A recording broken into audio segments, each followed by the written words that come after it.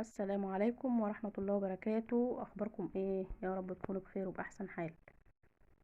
اللهم صل على محمد وعلى آل محمد صلى الله عليه وسلم. صلوا على الحبيب المصطفى صلى الله عليه وسلم. أنا خبزت بقى خبز الشتاء، خبزة كبيرة كده زي ما انتوا شايفين، ما شاء الله اللهم بارك، تبارك الرحمن. خبيز كده حاجة مضمونة في البيت، حاجة نظيفة وحلوة، يعني الواحد ياكل حاجة كده بنفس. العيش بصراحة اليومين دول بقى بيجي من بره، أعوذ بالله بجد، يعني حاجة ربنا يلطف. الافران السياحي بقى الرغيف قد كده بجنيه ونص. هو سندوتش لو واحد جعان ما شاء الله من الناس اللي بتاكل ما يكفوهوش ب10 جنيه في اليوم، ما شاء الله. طريقة سهلة وجميلة معانا، حاجات بسيطة ومكونات موجودة في كل بيت، يعني اي حاجة هتكفي. تمام. معانا كده الدقيق بتاعنا كده نخلاه بالمنخل. عندي طبعا كل الادوات، الفرن بقى والمناخل والمطارح وكله. الدقيق اللي هو الدقيق الاخضر، الشكاير الخضراء اللي بتيجي على التموين. لو مش عندك متوفر ممكن تجيبي من الدقيق اللي هو الزيرو عادي.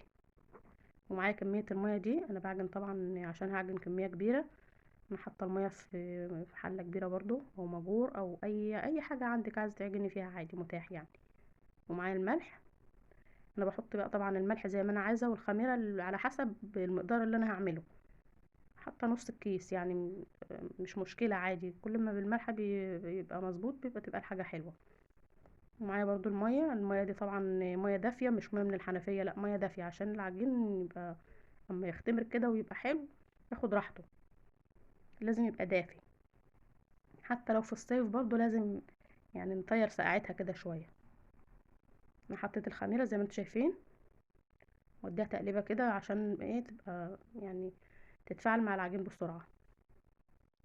احنا طبعا الجو الشتا دلوقتي العجين بياخد وقت، مش زي الصيف. في الصيف بعجن العجين ما بيكملش نص ساعة ويختمر على طول. تمام. انما في الشتاء بياخد وقت. ومعايا الدقيق طبعا انا مجهزاه، لازم افرغ منه الهواء اللي فيه. بندخله بقى يكون في حاجة، في شوائب، في بتاع، بيبقى نضيف يعني. وبالمرة بناخد الردة اللي هي بتطلع منه، او السن، او زي ما انتوا على حسب البلد اللي انتوا فيها يعني، بنقطع عليها العجين. انا كده حطيت كل الكمية بتاعتي زي ما انتوا شايفين. ومعايا الخميرة برضو اهي، انا مش هستنى لما تتفاعل لان انا عارفة الخميرة طبعا اللي انا جايباها ومضمونة وكده. تمام. هي كده بدأت، طول ما هي بدأت ترغي كده تبقى هي شغالة. شايفين؟ يعني لو ركنتها شوية هي هتشتغل عادي مع نفسها، بس انا بحطها بقى طول ما انا بقلب في العجين بتتفاعل بقى هي مع نفسها. اعجن بقى الكمية دي. معلش انا بعجن بقى بلفه كده بايد واحدة عشان التليفون معايا في الايد التانية، معلش. العيال محدش بيرضى يسمع الكلام. اقول لهم صورولي، طب امسكوا التليفون، طب اي حاجة، ما فيش فايدة فيهم. ان شاء الله اجيب ستاند ونبقى نشتغل بيه باذن الله. يعني هو انا عملته كده الاول، لازم العجين يتعمل كده الاول ويتلم في الميه كده الاول، وبعد كده ايه نحط له بقى شويه بشويه على زي ما هو عايز ميه نحط له، بحيث ما نقعدش بقى نحط ميه والعجين يجي طري. نحط دقيق ونقعد نحط في ميه ودقيق لما نملى البيت عجين. من الميه السخنه برضو اللي معايا، انا مسخنه ميه في حله وركناها جنبي، باخد منها على حسب الكميه اللي انا عايزاها بالكوبايه برضو كده، ولازم يكون الحاجه اللي بعجن فيها تكون نظيفه. تمام. انا سرعت الفيديو بقى عشان ايه نخلص يعني معاكم بسرعه. لازم ندلك كده العجين، لازم يتدلك وياخد حقه، ونضربه كده ايه ضرب مبرح. نلت بقى، انا كده حطيت ايديا الاتنين اهو زي ما انتوا شايفين، ونقعد نخبط فيه بقى، نشيله كده ونرزعه كده كام مره عشان ايه آه، ياخد هوا. الهوا ده على فكره بيساعد برضه في اختمار العجين بسرعه. نقعد نديله كده عشان الفقاقيع اللي بتطلع دي هي كده يبقى العجين ناجح، طالما خلاص سلك بقى من ايدي كده ومن الحله ولا الحاجه اللي انا عاجنه فيها يعني، يطلع منها كده يبقى خلاص كده العجين زي الفل. بجيب بقى شويه دقيق كده واحط على وشه عشان ما يلزقش في الصينيه او في الحاجه اللي انا هغطي بيها، واقوم بقى مغطياه واتقل عليه برضو بالفرش اللي عندي. انا عامله فرش طبعا مخصوص للعجين، زي ما انتم شايفين كام قطعة من الحتت دي، او اي هدوم عندك بقى قديمة، جلاليب كبيرة مثلا بتاعت حد، ملايات، اي مفارش، اي حاجة تغطي بيها. شايفين العجين لما اختمر ما شاء الله، اللهم بارك. ما شاء الله انا عجنة كمية كبيرة، وما بحبش حد على فكرة يعمل معايا العجين، ولا يحط معايا حتى ايده في اي حاجة، كل حاجة كده مع نفسي.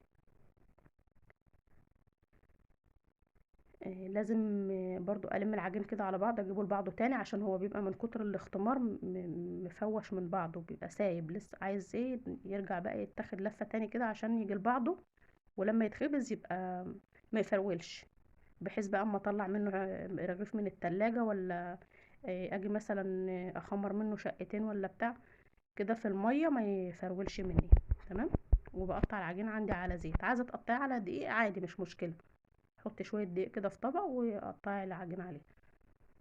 اي حاجه يعني بتمشي، بس انا بحب ان انا اقطعه على دقيق عشان وشه ما يقشفش ويشقق مني وبيبوظ كده يعني. تمام. هي دي طبعا مش كميه العجين كلها اللي انا عملتها، معلش في حتت كتير برضو اتحذفت مني من الفيديو، معلش. تمام. انا كده عملت كام رغيف معاكم زي ما انتم شايفين العيش ما شاء الله، ما شاء الله ما شاء الله. والريحه ايه بقى، يعني اللي في الدور الخامس بيجي على الريحه. عظيمه عامله عيش النهارده يا جدعان. شايفين ما شاء الله ما شاء الله، حاجه نظيفه كده، يعني هو ده الفاخر من الاخر.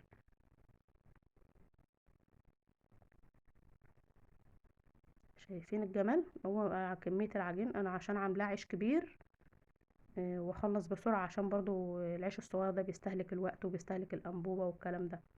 شايفين انا كده رحيته على ايدي الاول، لازم اروحه على ايدي الاول عشان مفيش يعني، ما بحبش ان انا اقعد بقى احط على مطارح كده واقعد اجيب من هنا لهنا، هي مطرحه واحده وخلاص. انا عندي تاني يعني، لو في حد هيساعدني بيعمل على التانية ويناولني، لكن لما بكون لوحدي هو برحه كده على ايدي شويه، واقوم حاطاه على المطرحه واديله بقى واحدتين تلاتة كده وخلاص. وعلى الفرن بقى. حوسه حوسه والله، موضوع الخبيز ده حوسه وبهدله، والدنيا بتتبهدل والشقه بتتبهدل، وانا بتبهدل والله العظيم. بس هنعمل ايه بقى، حاجه نظيفه وحاجه حلوه كده زي ما انتم شايفين العيش، يا جمال يا جماله. حاجه كده ما شاء الله، روعه الروعه. هو كده خلاص لما بيبدأ يقب في الفرن او يرتفع، فانا بدوس عليه عشان ما يطلعش بقى وشه كده عند الفرن من فوق بيهبب، وبيتحرق، ما بيلحقش بقى يستوي كله من الجوانب كده وبيتحرق. شايفين الجمال، شايفين. يا سلام يا سلام، تسلم ايدك يا عظيمه، بجد. بجد حاجة حلوة قوي. في ناس بقى بتعجن العجين ما بتدلوش حقه، لازم يعني العجين ده كده يخلع من الايد ويسلك كده، بيبقى حاجة كده حلوة كأنك غاسلة ايدك. ما كانش يعمل كده العجين ما بيبقاش يعني ايه، زي اللحم مثلا لما بتحطيه وبيكون لسه ما استواش، ما بتقدريش اصلا، ما بيبقالوش طعم غير لما بيستوي. العجين برضو نفس النظام، لازم تدلكيه كده وتديله ميه زي ما هو عايز على قد الكميه، وتدلكيه كده وتجيبيه لبعضه بيبقى حلو. تيجي بقى تخمريه مثلا بعد ما بيتلدن، هلدن طبعا منه كميه، شايفين ما شاء الله. ما ينفعش العجين اصلا ده، الخبز ده ما ينفعش يتعمل في الفرن اللي هو بتاع البوتاجاز. كل حاجه وليها حاجه، معلش. عايزه تخبزي عيش وتاكلي عيش كده حاجه نظيفه وحلوه في الفرن الغاز ده، او في الفرن البلدي. لما بروح البلد بخبز برضو في الفرن البلدي، هبقى اعمل لكم فيديو برضو من هناك ان شاء الله. شايفين الجمال ما شاء الله. هتقولي لي بقى الوش مش الوش النقط السوداء، الوش مش عارف ماله، هو كده يا جمال يا جماله، ما شاء الله. حاجة كده معتبرة. كده انا عملت الكمية دي زي ما انتوا شايفين. بجيبه بقى كده واقوم اقطعاه 4 ارباع، او بنتي برضو بتكون معايا او حد من ولادي بيقطعه لي 4 ارباع كده، انا عشان قبل ما ينشف يعني، هو لسه وسط كده، لا بيبقى سخن قوي ولا بارد قوي، عشان ما ينشفش مني. واقوم مقطعاه بالطريقه دي ونفتحه بقى. هو كده كده بيبقى قابب في الفرن وانا بخبزه. لو الربع الرغيف اللي بيتفتح بنركنه على جنب يتلدن، واللي بيبقى ماسك في بعضه او متلزق شويه بنركنه بقى، ده بيتحط في التلاجة يتاكل طري عادي، ما بيقولش لا. ده ريحته ولا عدم والله العظيم، احسن من العيش السياحي واحسن من عيش الافران مليون مره. حاجه ما كده في البيت بجد. تسلم الايادي. باخد بقى العيش طبعا زي ما انتم شايفين، انا ما بلدنش العيش ده في الفرن الخبيز، انا بلدنه في الفرن البوتاجاز. فرن البوتاجاز بيبقى التلدين بتاعه ما شاء الله بينشف وبيبقى جميل، وبعد ما بيتخمر بقى وبنبله كده بالميه بيبقى جميل قوي، بيطرى كله بقى وبيبقى حلو كأنك لسه خبزاه برضو. بحطه كده في البوتاجاز بتاع الطبيخ، مش في الخبيز لا، على الشبكة كده، واروح مولعاه من تحت ومن فوق كده. تمام، انا كده شايله الصاجه اللي هي تحت عشان النار تكون شغاله يعني عليه، وبلدنه بقى زي ما انتم شايفين. يعني والله العظيم حاجه كده بجد من الاخر. وهو يوم مرمطه بقى بالمره، قلت اعمل كميه كتيره بقى عشان الجو ساقع وكده، مش قادرين كل يوم نقعد نعك في عجين. بحطه بقى كده على كذا مرة، يعني عندي الفرن بتاع البوتاجاز ده بياخد مثلا 3 رغيفة 4 على حسب. ممكن الشاق بتاعة العيش دي ممكن يعني اللي بتنشف مني بركنها على جنب واحط جنبها عادي، شايفين؟ هي كده خلاص. مش محتاجة بقى حاجة، يعني لو الجو صيف بنحطه شوية على التلاجة مثلا، في المطبخ شوية كده على الرخامة مثلا ساعة ولا حاجة، هو بينشف مع نفسه طول ما بنستعمل منه، هو شغال. في الشتاء بقى لما بيكون شتاء زي كده، كل سنة وانتم طيبين يعني ربنا يعيد عليكم الأيام بخير. لما بيكون شتاء زي كده بقوم حاطاه بقى تحت المروحة مثلا، يقعد له ساعتين 3 بتاع، وطول ما هو أصلا مش متغطي أو متحفظ في حاجة بينشف، هو بينشف طول ما هو مركون يعني في مكان هوا بينشف. زي ما انتم شايفين ما شاء الله، شايفين الكمية كده. انا هفرده بقى كل ده يتفرد تحت المروحة. وبعد كده بقى لما بينشف بجيب عندي كرتونة كبيرة برضو او طبق من اللي هو البلاستيك ده، بقوم جايبة فيه جلابية برضو تكون نظيفة او ملاية مش محتاجاها، تكون يعني هي مخصصة للحاجات دي. اقوم حاطاه لما كله بقى فيها واشيله بقى، نفضل ناكل منه لغاية لما يخلص. هو بيرجع يطرى تاني، ما تقلقوش لو عملتوا الطريقة دي او عملتوا اي عيش وتلدن معاكم بالطريقة دي، هو بيرد طري تاني زي ما انتوا شايفين اهو. بيرجع طري تاني مش بيفضل ناشف، عشان محدش يقلق ويقول عملت الطريقة وما عرفش طلعت مالها. بيرجع طري تاني خالص، طري كأنك لسه مخبزاه. عشان بس بتبقى سخونية الفرن، لكن بعد كده بيرجع ينشف تاني عادي ويرجع لطبيعته، بيبقى جميل والله ما شاء الله. تاكلوا بقى بجبنة قديمة بأي حاجة بقى، بجبنة أي أنواع الجبن يعني ماشي، ما بيقولش لأ. واحلى حاجه لما بيكون العيش موجود، اهم حاجه العيش موجود في البيت، يبقى كل حاجه متاحه بقى يتاكل باي حاجه. تمام. لو عجبكم الفيديو اشتركوا في القناه وفعلوا زر الجرس عشان يوصل لكم كل جديد. وشكرا لكم، نورتوني، والسلام عليكم.